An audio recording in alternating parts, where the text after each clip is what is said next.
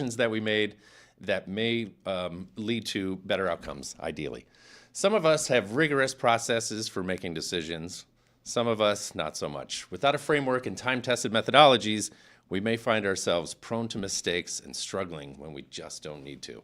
Today, we're going to look at ways to reduce the number of mistakes we make, and even better, making mistakes before we make them, or rather imagining failure during our decision-making processes so we can avoid failure once we've reached our final decision.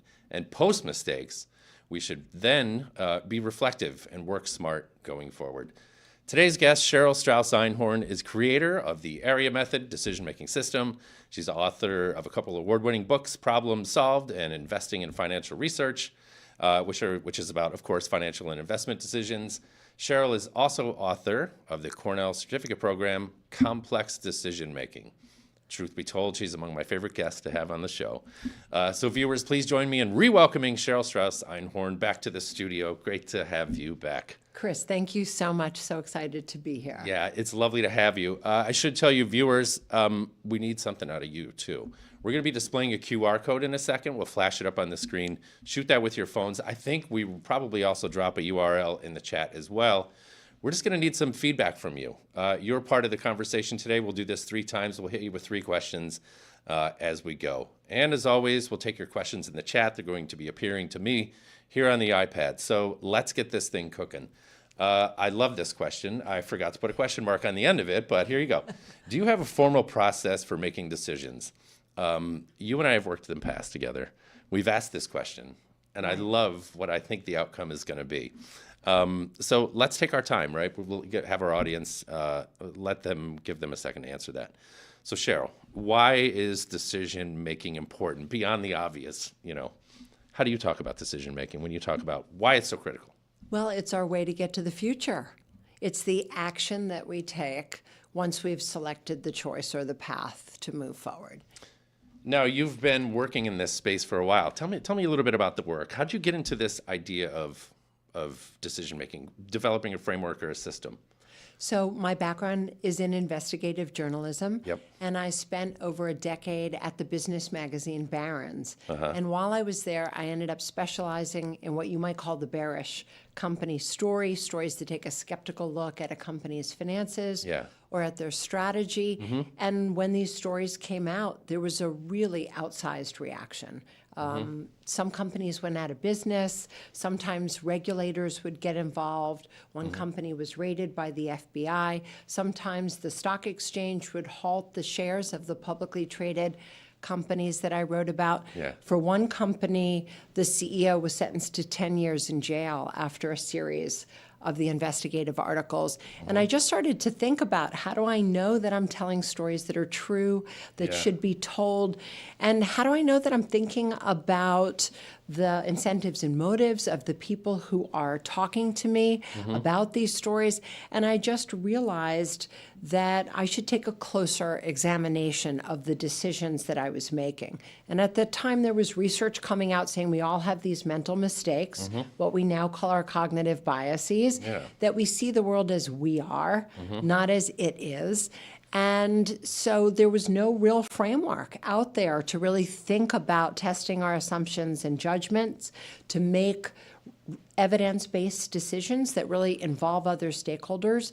And so I thought, with my background in research, maybe I'll put something together, and that became what we now call my AREA method. I love how process-focused you are, and framework-focused as well. That's what makes your work compelling to me. So let's check out our audience. Do you have a formal process for making decisions? 42% of them say no, and the yeses are going down. Are you surprised by that result in any way? Well, that is what we tend to see, because it's not a discipline that's generally taught in schools, and we're generally not taught in our homes. Here's a formal process to make decisions. So we mostly make it through making mistakes along the way. What I love, though, is that third column, the not yet. I wonder, are those people who want one, or they just now are recognizing that they don't have one, and maybe they want to do something about it? That's right. That's encouraging. And I will say that a few years ago when we asked this question, 73% of our audience said no. Yes. And we were like, boy, that's really something. But I was among them. Right, so I understood those are my people. Yes. I have question number 2 here. QR codes, get ready. How often do you regret a decision you've made?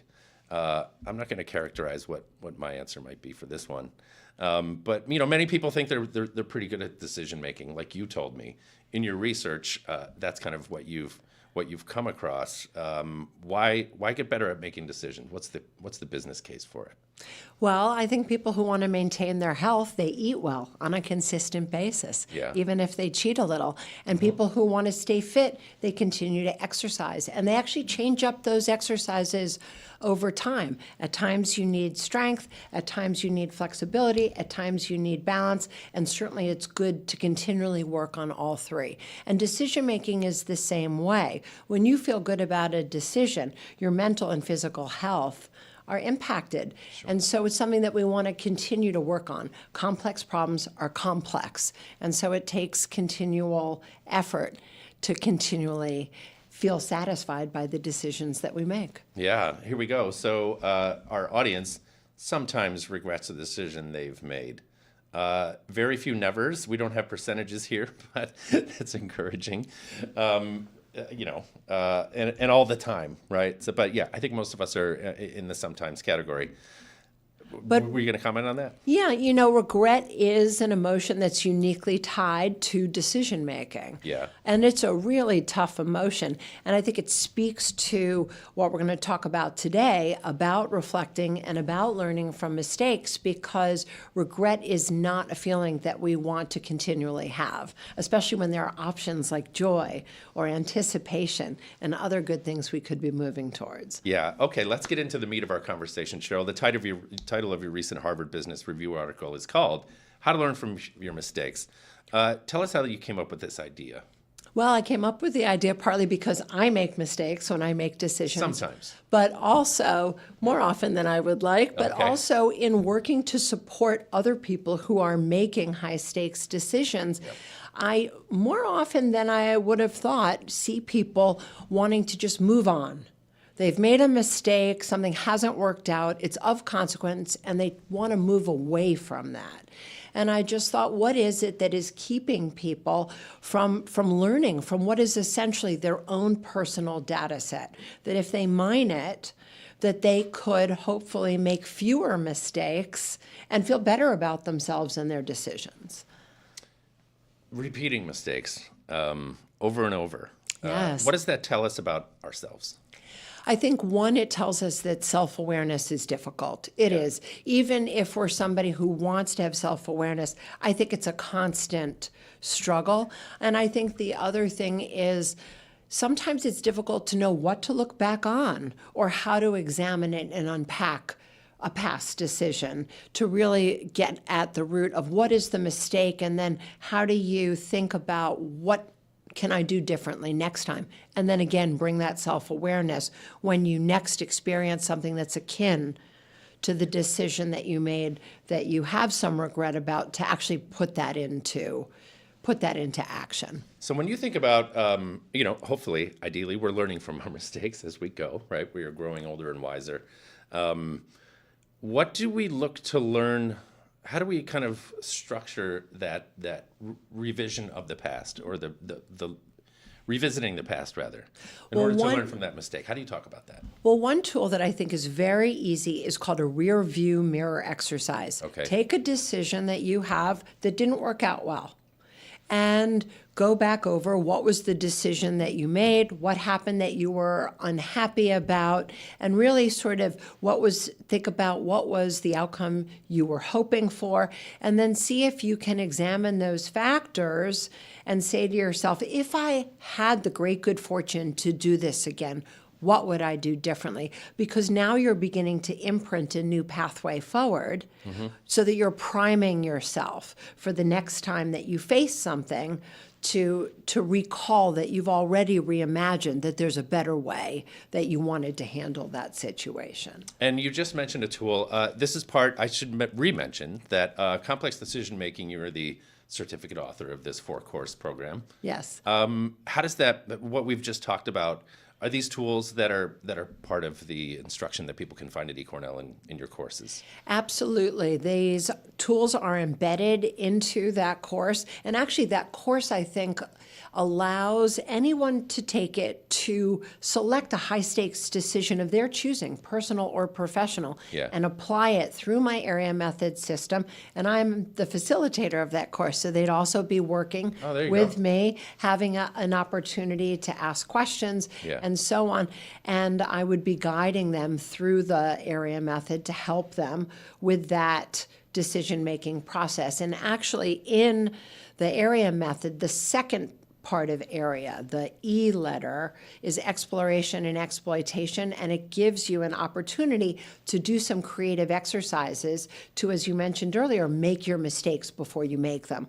These exercises help you to think about your hypotheses for the different pathways that you might move forward and to match them up against the evidence that you have so you can really test your assumptions and better bring out where you might be making unfounded assumptions and increase the likelihood that the decision can succeed for you. You know, I think the fact that thousands of people register for this tells us something, right? You and I can talk about the importance of decisions and, you know, how we learn from our mistakes and things along those lines. But I think the most critical takeaway and the through line in this conversation from here on out should be that this is something you can learn. This is something you have to work on. It's not easy. You're not going to learn it by the end of this 45-minute discussion, right?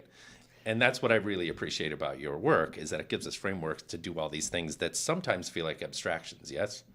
It can certainly feel abstract, but the idea that there's a process, I think, is a liberating and equitable tool. Anybody can use it, and it sets up the guardrails to help keep you along a pathway that, if you continue to follow it, hopefully will help you get to an outcome that is satisfying for you. You mentioned writing a book or creating tools to help people make high-stakes decisions. Of course, there's low-stakes decisions, and that's part of our life, right? It's a series of decisions every single day. Right. Do we learn equally from all of them? I don't know. Do you distinguish between high-stakes, low-stakes decisions? Are there some that we can learn more from than others? Well, I think certainly when you can see the impact, that's a decision you can really learn from. Right. And sometimes we make a small decision and it turns out to be a big decision. Like and we what? may have missed that. Yeah. Well, let's say in the way that we're listening or valuing a colleague in a meeting. Okay. We may be on to the next meeting in our mind and getting up and leaving, and we may have completely missed that there was something important going on for somebody else. Mm-hmm. And I think this idea that, you know, we need to always be self-aware and present in the moment is a constant struggle. Mm-hmm. And recognizing at times when we have made a mistake, I think, is something that is so powerful because we can learn from it and we can say we're sorry and we can do something new because we're constantly learning as humans. Right, and I presume when you start getting into the mindset of the Cheryl Einhorn courses, right, you're thinking about decisions and prioritizing them and thinking about them with a new, fresh, analytical kind of way, and thinking, you know, sort of seeing the potential bad outcomes and so on, right? I mean, Well, the idea is to really have an opportunity in a process like the area method Yeah. to explore these different pathways and to also think about failure. You know, before you make a decision, there's a really useful tool that anybody can use called the pre-mortem.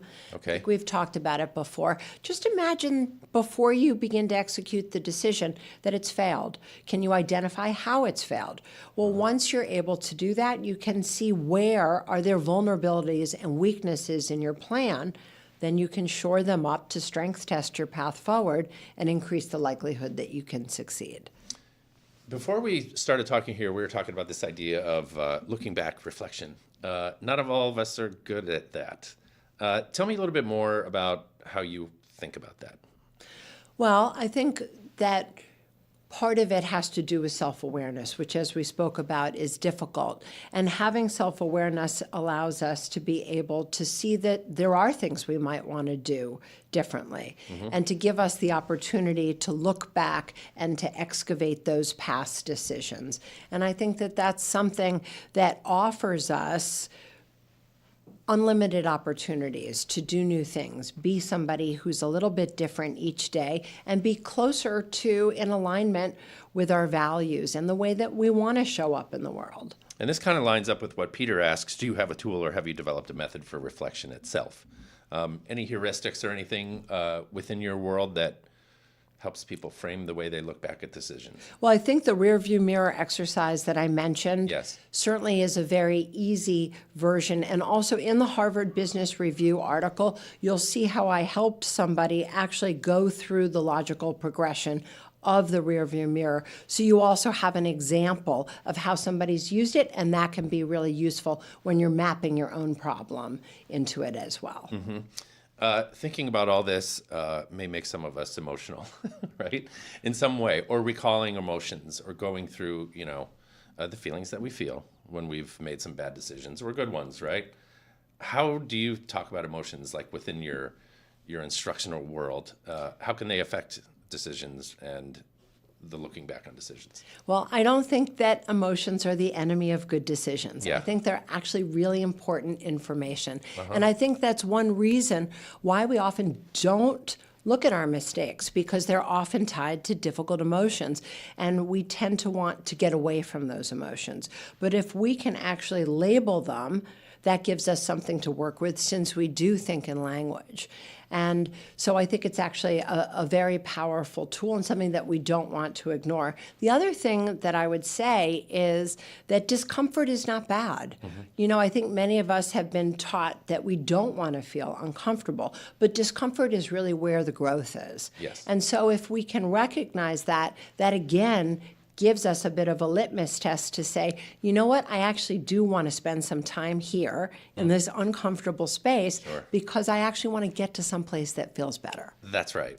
After you've Yeah. learned some hard lessons, Yes. right? You want to get to a good place as soon as you can, and this kind of points us to the next direction, which is self-awareness.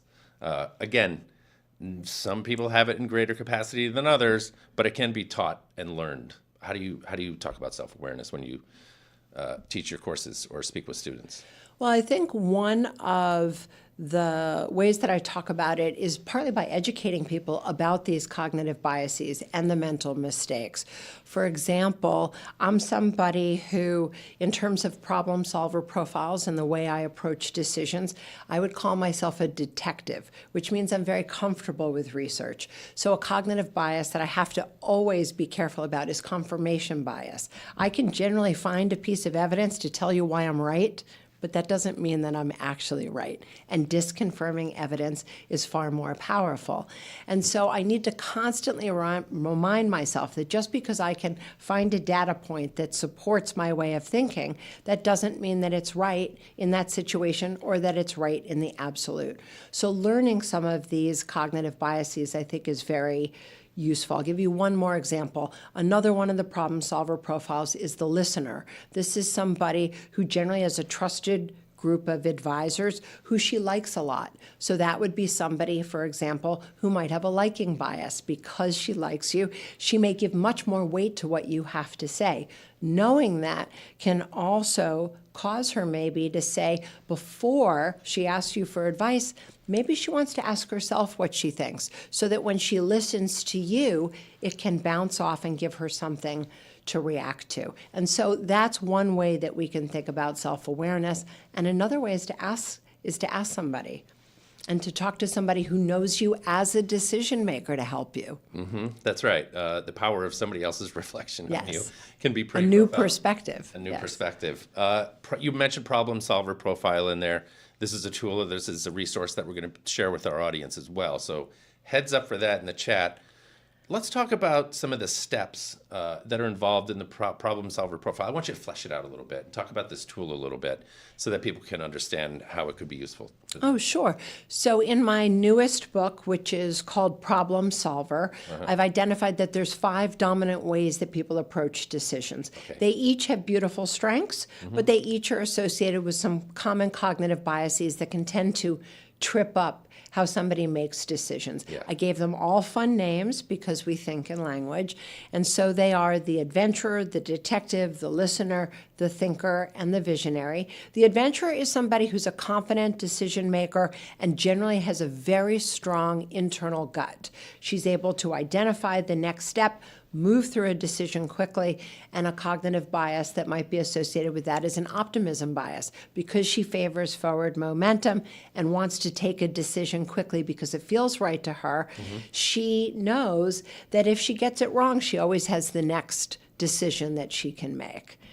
And then the next one is the detective, somebody who favors data. I told you that I am a detective, That's you. and that one of our blind spots is the confirmation bias that we just talked about. Yes. The listener, we also just mentioned, this is our most collaborative, cooperative decision maker. This person knows how to gather the wisdom of others, but she often has a tough time identifying her own internal voice, and a cognitive bias for her would be the liking bias or also social proof, where she may overweight the wisdom of the crowd instead of actually listening to her inner voice. The thinker is our most contemplative decision maker. This is somebody, the action is between their ears. They want to understand the why behind the decision, and they really want to understand their options. They can end up in a relativity bias where they compare one option against the other and too narrowly confine a problem. And then finally, our visionary is our big, creative, blue skies kind of a decision maker. They can see things that are potential, not just practical, and this can have a saliency bias where one thing can seem to make a decision true outweighs everything else. But when you want somebody who's your creative problem solver, they're a great person to have a seat at the table. So Yeah. you can see that they each bring a very different way of looking at a problem, and that's why intellectual diversity in our teams, in our families, in our friendships is something that can really give us a more fulsome understanding of the problems we solve. So if we've assessed ourselves and categorized ourselves as a particular type of problem solver, what's the path forward? Then what do you do? Well, first, I think it lets you know what your strengths are and also where you may have some limitations that you want to challenge and work on. And I think it also can help you to have an opportunity to grow and be more versatile in your decision making by learning from the expertise of the other decision approaches. Got it. That's very useful. Okay, viewers, back to you. I'm going to ask you another poll question here. This one's kind of fun. Think about a past decision, a past bad decision, and tell us what you primarily focus on. What's the first thing that you evoke? Is it yourself, the circumstances, the emotions that you may have gone through, or the way that they make you feel now? Other parties, where the blame should be. So again, thinking about a past decision, I'm going to do it myself for a second. I can tell you what I think about. It's where did I go wrong, right? I don't know. I thought about a particular decision. I'm not going to say what it was, but that's usually where I first go, right? Circumstances, I suppose some of us might point to that. I don't know. Let's see where we go. Okay. What about you? Well, I think for me, I almost always think about when I didn't show up for the person, for somebody else. Those are Okay. decisions that really haunt me when I feel like I could have shown up better for somebody. I'll just give you a quick example since we're talking about past mistakes. I have one daughter that lives very close to where I live. We're in the same time zone. I have another child who lives very far away in a very different time zone. And I found that I would interrupt my local child when my distant child called. Okay. And what that made me recognize is it could make my local child feel devalued, not as important. And when I was able to categorize that as a mistake, I was able to apologize, but I was also able to schedule with my distant child phone calls that would not be interrupting anybody else and give us dedicated time together. And that's something that I think was a great lesson to learn for me. And then where did you go from there? What did that particular decision unlock for you? It unlocked a couple things. One, like I said, I was able to apologize to my local child who actually hadn't said anything, but she so appreciated that I noticed and that I did apologize for that. Yeah. And then for the child that lives far away, it was also better for her because I was able to say, given our time change, there's a perfect slot where you can call me and I can call you, and it's not going to interrupt anything else. And that's super early in my East Coast morning. And so now we always have a call at the same time of day. It was the rare win on every part of looking at a mistake, finding the awareness that I was doing something that I wanted to fix and having a new pathway after I examined with the rear view mirror what I was doing wrong. Almost the creation of a new kind of reality or way of going about things. Yes. Our audience was all over the place, just like I kind of was in my head. But we see some familiar themes, emotions and circumstances, 'cause several people have pointed to that. And a lot of, boy, where did it all go wrong? But we also right? have blame as a pretty big one. And I think Yeah. that is also why we don't look at our past decisions that closely, because we don't want to blame ourselves. And blaming somebody else isn't that easy as well. In fact, I want to tell you about the story that I used in the Harvard Business Review article, because it was about this female leader who was getting ready to create a new post at her company, chief of staff, very senior hire. But they had just had a disastrous, very senior hire in another part of the company, so disastrous that about 4 months after finally making the hire, the person left. And in looking at these answers that we got here, the CEO was blaming her head of HR. Oh, I didn't get enough good candidates. Oh, the time was too compressed to make the hire. But when we did the rear view mirror exercise before she engaged in this brand new high stakes hiring process, what we noticed was that, in fact, she could do 3 things differently. One, she could have a longer time to find the applicant, and she could just erase the time urgency. Second, she could actually conduct more thorough interviews herself of the candidate, more simulation questions for the type of duties that the person would have to carry out. And third, she could also call more references and spend more time with those references. So in doing the rear view mirror, she was able to have much greater confidence in her head of HR. It wasn't his problem at all, and much greater confidence that she could better control a better outcome by doing a more thorough interview process. I love these, by the way. I'm going to shout out to one of the minor entries, which is expectations, which I think is really interesting, right? Because what that does is indicate that somebody has absorbed what you talked about earlier, which is projecting failure or success, right? Imagining all kinds of outcomes. I think it's a great answer. Can you talk about that a little bit in your book? Absolutely, because we all always have expectations. And oftentimes our expectations are implicit. When we make our expectations explicit, we can ask ourselves, what is this based on? Or what would I need to do to put some evidence behind the expectation to increase the likelihood that I actually do understand how this may play itself out? So I think that's a great answer. There's a through line in the article about slowing down to make better decisions, right? Managing it in a measured, careful way. But there's also times where making a decision quickly works well too.